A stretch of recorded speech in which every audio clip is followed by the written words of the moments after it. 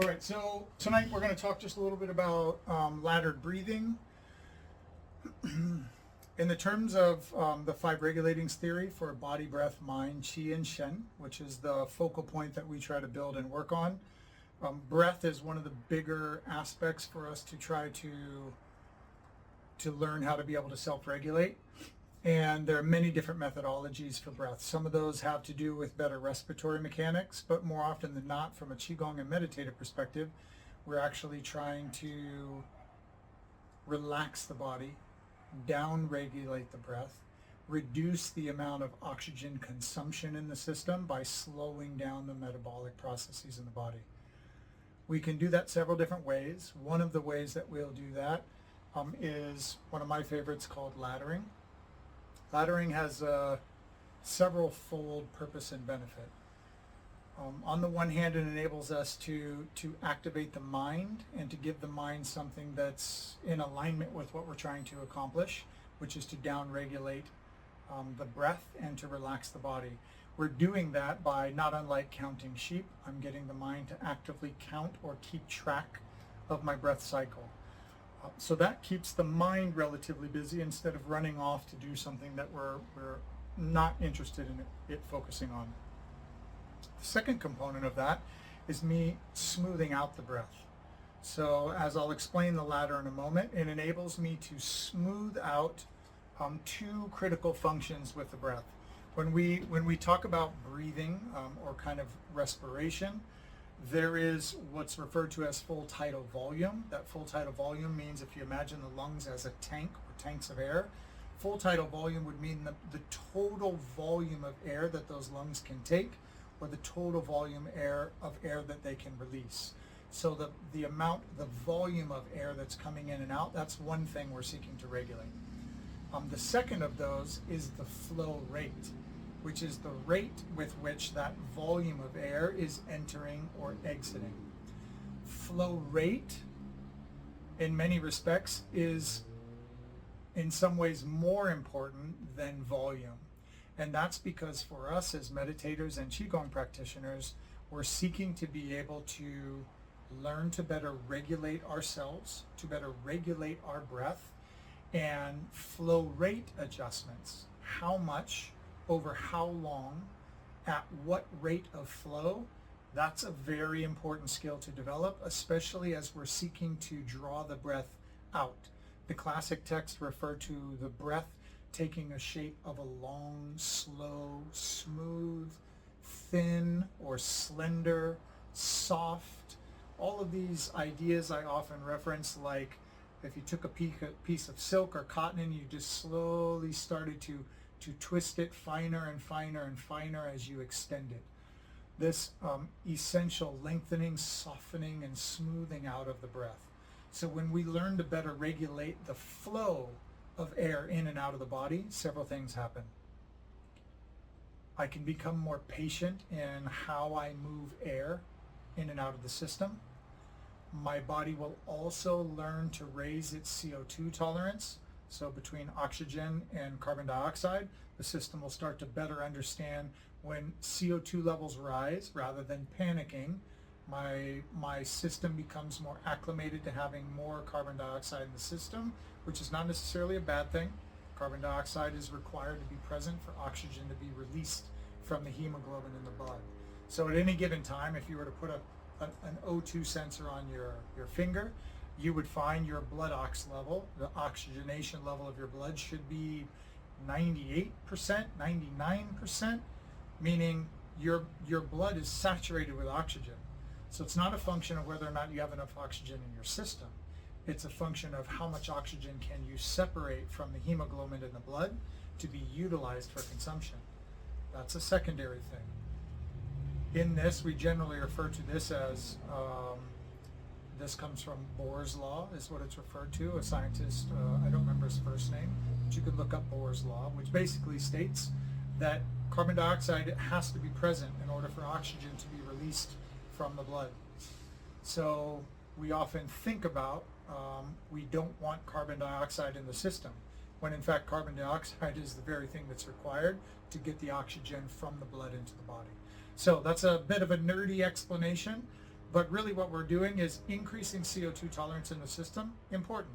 It's valuable. Teaching my body to relax and to be calm while my breath is lengthening. Important. So I get several different things that are occurring from this practice of laddering. The last thing I'll mention about this lengthening of the flow rate of the breath, if you can imagine, I'll often joke putting a straw in your mouth, pinching your nose, and going underneath water, and then trying to breathe through the straw. If you think about that for a second, for some of you that will give you anxiety right away. Like, ooh, that does not sound exciting at all. I don't think I could do that. And you're probably not wrong.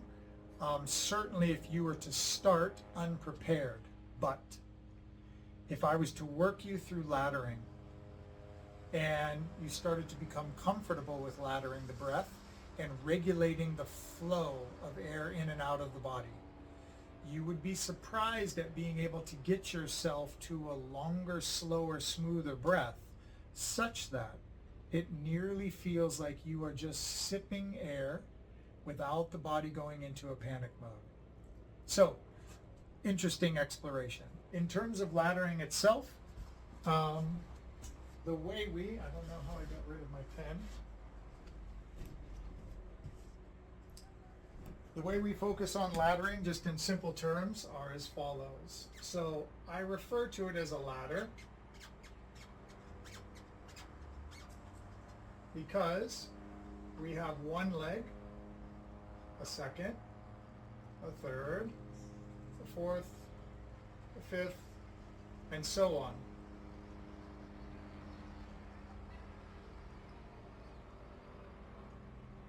So this ladder,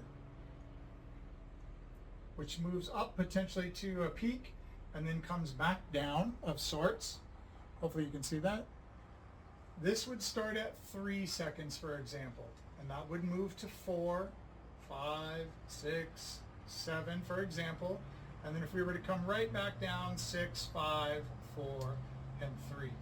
So that ladder, or the time, would be a 3-second inhalation and a 3-second exhalation.